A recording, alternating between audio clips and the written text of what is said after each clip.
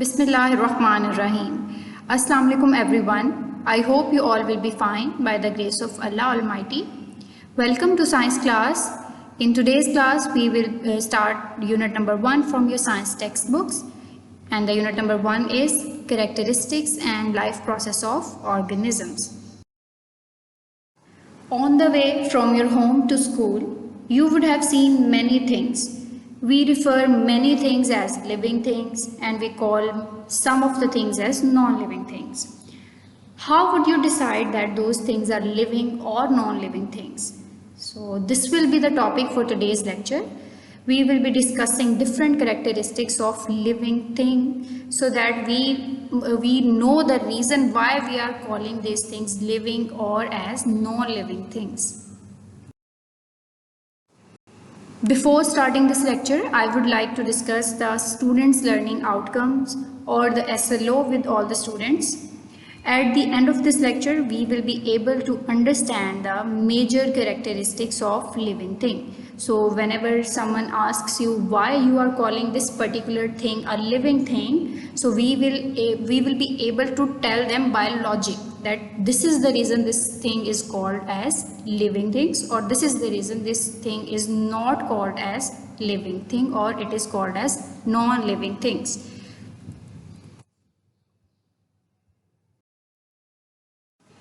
Let's start the topic formally, the characteristics of living things. These 6 are the major characteristics of living things. They eat food, they have movement, they have breathing, they have reproduction, they grow in size, and they have sensations.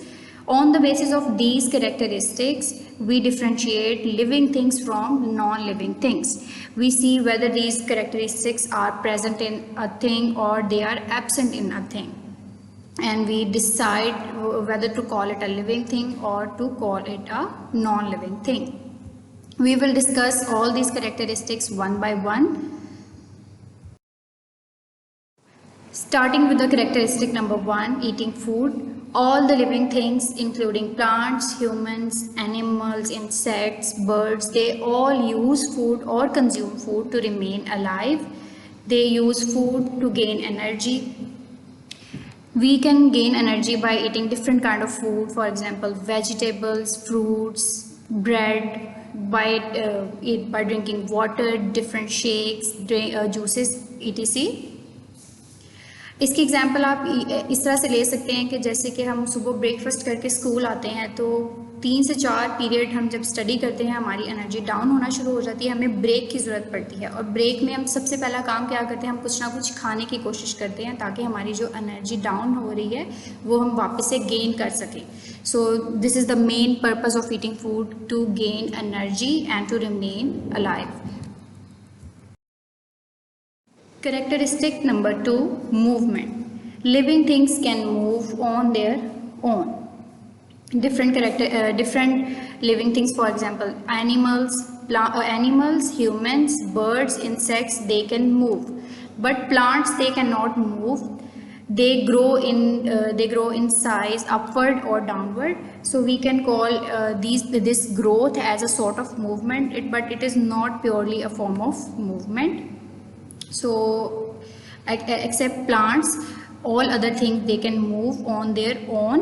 On their own का मतलब ये है कि different जो living things हैं उन्हें direction देने की ज़रूरत नहीं पड़ती कि उनको स्टार्ट करना पड़े कि अब आपने चलना है, अब आपने रुकना है। They can move on their own, वो अपनी मर्ज़ी से मूव कर सकती हैं जहाँ पे वो जाना चाहे और जितनी स्पीड से चलना चाहे। जैसे इंसान है, हमें किसी को आगे स्टार्ट नहीं करना पड़ता या किसी को हमें डायरेक्शन नहीं देनी पड़ती कि आपने ऐसे चलना है या वैसे चलना है, इधर जाना है वहाँ जाना है। तो वो हम अपनी मर्ज़ी से मूव करते हैं और अपनी मर्ज़ी से हम तेज़ चलना चाहते हैं या आहिस्ता चलना चाहते हैं। इसी तरह से एनिमल्स की एग्जांपल है। लेकिन प्लांट्स जो हैं वो अपनी मर्ज़ी से मूव नहीं करते, बल्कि प्लांट्स की मूवमेंट होती ही नहीं है।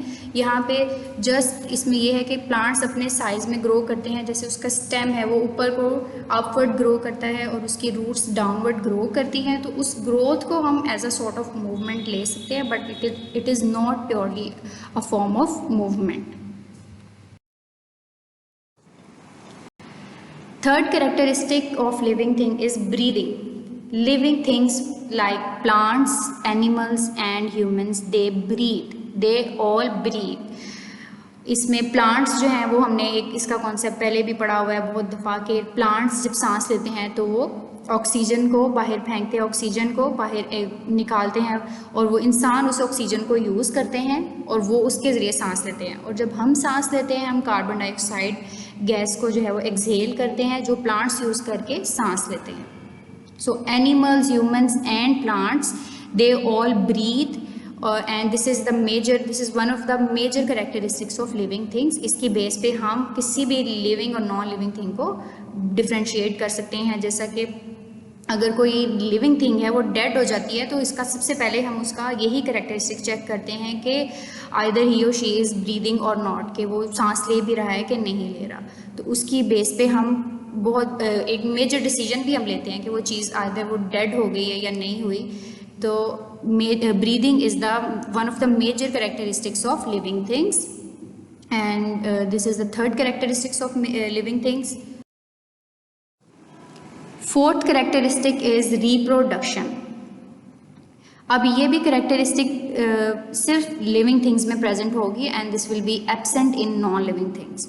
Living things produce living things of their own kind, कि जितनी भी लिविंग थिंग्स होती हैं वो अपनी ही काइंड के ऑफ स्प्रिंग्स को प्रोड्यूस करते हैं। फॉर एग्जांपल चिकन है, यहाँ पे आपको हैन की एग्जांपल है, तो हैन बेबी चिकन जो है वो बेबी चिक्स जो है वो अपनी ही काइंड के प्रोड्यूस करेगी।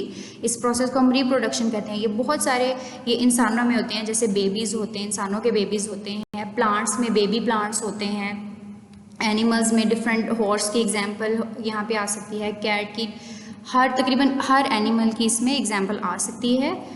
Living things like human, animals and plants, they produce living things of their own kind, कि वो अपनी ही kind के offsprings को reproduce करते हैं। So this is the fourth characteristics of living things. And fifth one is growth. Growth is also present in living things and it is absent in non-living things।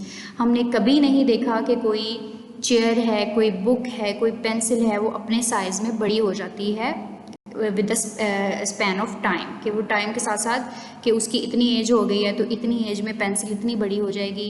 अभी 5 centimetre है तो 1 साल के अंदर अगर पेंसिल पड़ी रहेगी तो वो 10 सेंटीमीटर हो जाएगी। इस तरह से नहीं होता, because growth is absent in non living things and it is present in living things. And living things can grow in size. Living things अपने साइज में ग्रो कर सकती हैं। ऑफ कोर्स यहाँ पे लिमिटेशंस होती हैं कि एक लिमिट तक ग्रो कर सकती हैं, ऐसे नहीं कि वो ग्रो ही करती रहती हैं। फॉर एग्जांपल अगर इंसान है, अगर वो 50-60 साल ज़िंदा रहता है तो वो पूरा 50-60 साल तक ग्रो नहीं करता रहता।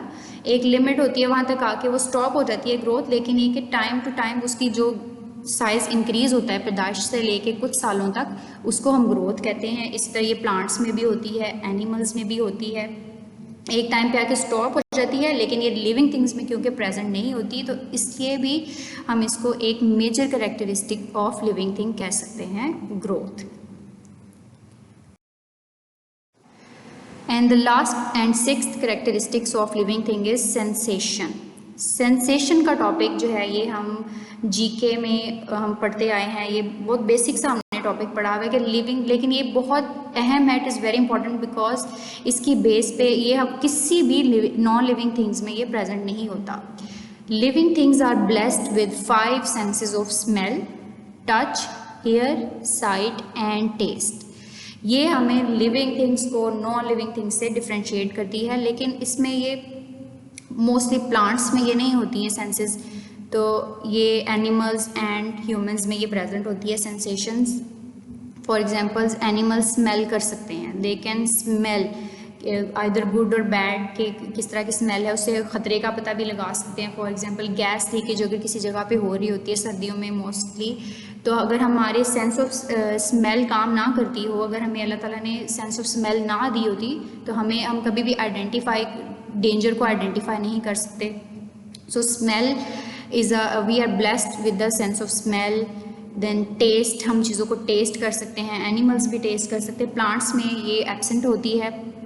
हेयरिंग, हम सुन सकते हैं, प्लांट्स में भी ये एब्सेंट होती है। देन साइट, हम देख सकते हैं, एंड टच, हम टच कर सकते हैं कोल्ड के बारे में और उसके अलावा हार्ड सॉफ्ट चीज़ों का हम पता लगा सकते हैं कि कौन सी चीज़ का टेक्सचर किस तरह का है, उसका टेम्परेचर क्या है, हम उस चीज़ को भी महसूस कर सकते हैं.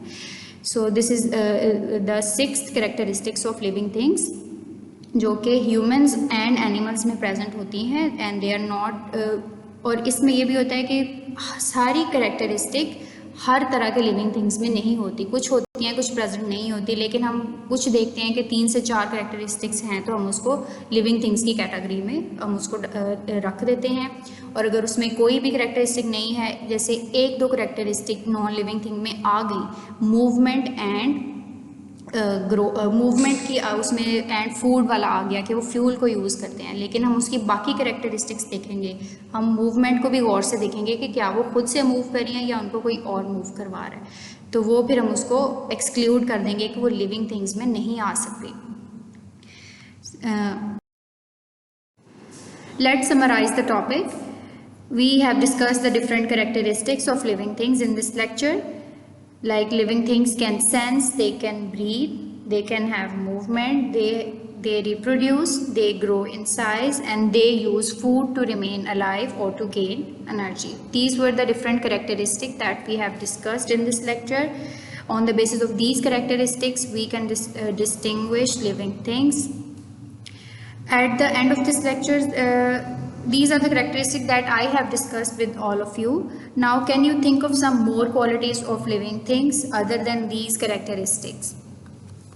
So, यहाँ पे अब आपने इसके अलावा कोई और characteristics या कोई और quality of living things आपने सोचनी है जो living things में present होती है and it is absent in non-living things. I would like to end this lecture with a point to ponder. Here you have to list down a few characteristics of a vehicle which is a non-living thing that are also found in living things. आपने कुछ ऐसी characteristics vehicle like car, bike, bus or motorbike which are also found, they must be found in living things. ऐसी characteristics जो living things में तो present होती ही होती हैं but वो vehicle में भी present हों, आपने ऐसी characteristic की list तैयार करनी है. That will be all for today's lecture. I hope I have made all the points clear to you.